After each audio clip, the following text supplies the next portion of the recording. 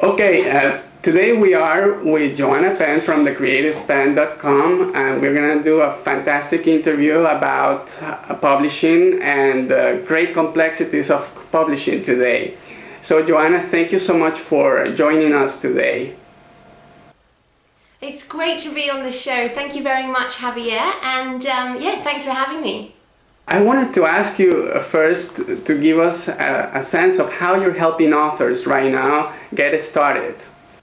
Okay, well, I guess I should start with the fact that I am just a sort of newbie myself. I've written a couple of books. I first wrote my first book, How to Enjoy Your Job, a few years ago, and wanted to, find out all about the publishing process myself. So I self-published it, and in the process, I learned a lot about publishing. And then once I'd actually published it, I found I had to learn about marketing. So once I really got into those topics, I wanted to help other authors do the same thing. So basically, I started the blog, thecreativepenn.com, to help other people, sort of get through the lessons learned quicker than I did, because I ended up spending a lot of time and a lot of money learning those lessons. So I thought if I started a blog, I could help other people get published, get their books out there, and fulfill their dreams of being an author. So that's why I really started the blog, and I've got a podcast and I do videos and stuff like yourself. And because I'm really passionate about books and about publishing and about, I guess, marketing people's books and their knowledge out into the world. That's fantastic, because it's something that we really need as authors, to have an understanding of how to walk this very complex field of opportunities. And I see that there are many options for book publishing. So how does an author determine how to go about them? What is the best option for each sort of author? Well, that is a great question, and you can see here I've got this thing called the publishing quadrant that I'm showing to your watchers right now. And basically, these are the things that are available for authors now. So traditional publishing is still something, obviously, that's out there, but obviously with the world being as it is, it's harder to get published, and obviously it takes time to get an agent, to get a publisher, and then it takes time to get your book to market. So I think traditional publishing is still a great way, but there are many other options now, which is brilliant. So I'll explain the other quadrants. So basically, self-publishing is where you do it all yourself, and you produce a print book and you get it out there into bookstores as a physical product, basically. And self-publishing is great because you can do it all yourself, do it quicker, put it out there, but it takes time and it takes money, and many people don't want to do it all themselves. But some people do want to self-publish. So the thing that really changed my life, and I'll wave my diagram again, the thing that really changed my life was print-on-demand publishing.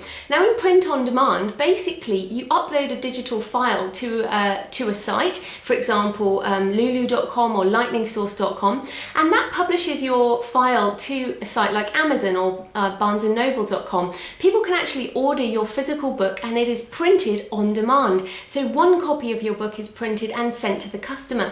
Now that is a fantastic option for self-publishers, because it means that they can get rid of all the cost up front of the printing, and they can also take advantage of that distribution model. So I have my books on Amazon.com, and I don't hold any stock. I'm in Australia, and I sell to people all around the world, and every time someone orders a book, it gets printed and sent, and that's like, wow, that's amazing. So you as a person writing a book can sell a physical book to someone through Amazon.com with not too much of investment really in terms of money, although it does take a lot of time. So you'll still need to do a cover and do editing and all of that type of stuff. The fourth quadrant is digital publishing, and I guess a lot of people have heard about that, but basically now you can put ebooks out there on the Kindle, on the iPad, on all of these different exciting platforms, so that people can read as they go. I love reading on my iPhone when I commute to work, for example. And to do that, the site I would recommend, for people who are doing it themselves, is smashwords.com, and that will put you all over the place in terms of your ebook. So I guess those are the four main models of publishing these days.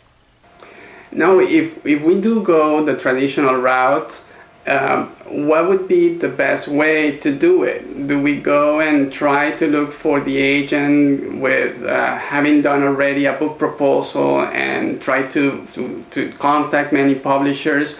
Or should we just start building a connection with the actual reader that we're going to be appealing for, and connecting with them so that we can have a platform that allows us then to attract the proper publisher? What would be the best way nowadays to go about this? In the end, it's going to take you about 2 years to do either thing. So, and the objective is to get readers. So. Well, that is a great question, and actually one I am debating myself at the moment. So as I said, I'm self-published. I have not been traditionally published. I've done all the other quadrants, but I'm into adventures in publishing, so I'm definitely pro all kinds of publishing. Now, my sort of experience stems from, writing a book and then being rejected, and I really didn't like that. And clearly I was nobody. Well, I still am nobody, but basically I had nothing. I had no readers. Nobody knew who I was. So I started to build a blog and a podcast and a Twitter following, and people who knew who I was, so that I could sell my books to them.